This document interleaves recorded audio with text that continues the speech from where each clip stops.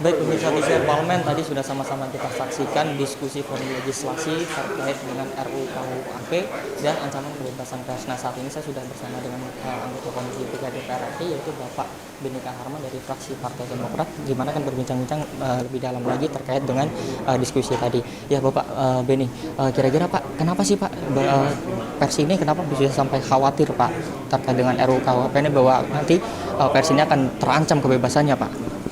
Ya, sebetulnya teman-teman pers tidak perlu terlalu khawatirlah dengan pasal-pasal yang mengatur tentang kebebasan pers, ya, pasal-pasal yang ada irisannya dengan kebebasan pers dalam KUHP ini. Mengapa? Sebab KUHP ini tetap akan diperlakukan sebagai undang-undang yang bersifat umum, sedangkan undang-undang pokok pers itu bersifat khusus. Jadi kalau bersifat khusus maka undang-undang pokok pers lah yang tetap kita jadikan sebagai acuan, ya. Adapun ketentuannya ada kaitannya dengan tugas-tugas jurnalistik di dalam KUHP, itu sebetulnya dalam konteks untuk membuat penegasannya terhadap apa yang sudah diatur di dalam Undang-Undang Pokok Pers. Jadi KUHP ini tetap intinya adalah menjamin, mengawal kebebasan hak untuk menyatakan pendapat, ya, hak atas kebebasan pers, ya, supaya apa?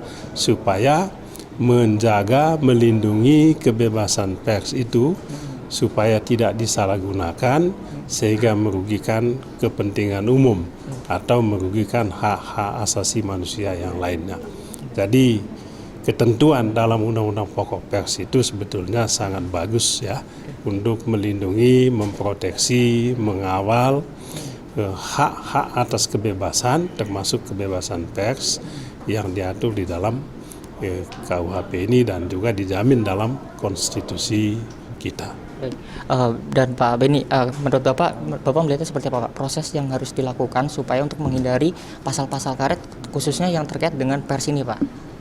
Ya, saya memang meminta dan kami akan mengusulkan supaya sejumlah pasal yang ada kaitannya dengan eksistensi kebebasan pers supaya diformulasi ulang agar tidak ada bahasa yang menimbulkan multitafsir. Ya, kalau ada multitafsir maka akan membuka ruang pada aparat penegak hukum untuk menyalahgunakannya. Ada penyalahgunaan kekuasaan yang kemudian tidak produktif dan menjadi jauh dari apa yang menjadi tujuan kita dengan dibuatnya kitab undang-undang hukum pidana ini. Tapi saya ingin menyampaikan bahwa masyarakat ya hendaknya mendukung pembahasan dan penyelesaian termasuk pengesahan KUHP ini. Sebab sudah lebih dari 70-an tahun, sejak tahun 45 yang berlaku sampai saat ini adalah kitab undang-undang hukum pidana warisan kolonial. Jadi pikiran, prinsip-prinsip, kemudian filosofi yang ada di alam pemerintahan kolonial itu sebetulnya yang mewarnai kitab undang-undang hukum pidana kita pada saat ini. Oleh sebab itu kami di parlemen meminta supaya rakyat mendukung ini, bahwa ada rumusan yang belum pas, yang masih perlu diperbaiki, kita perbaiki. Kami terus terang memberikan apresiasi yang tinggi kepada Presiden Jokowi yang punya pandangan yang sama dengan kami untuk menyelesaikan KUHP ini. Sebab kalau bukan tahun ini, saya yakin tahun depan tidak mungkin lagi. Padahal ini sangat-sangat penting untuk kita selesaikan.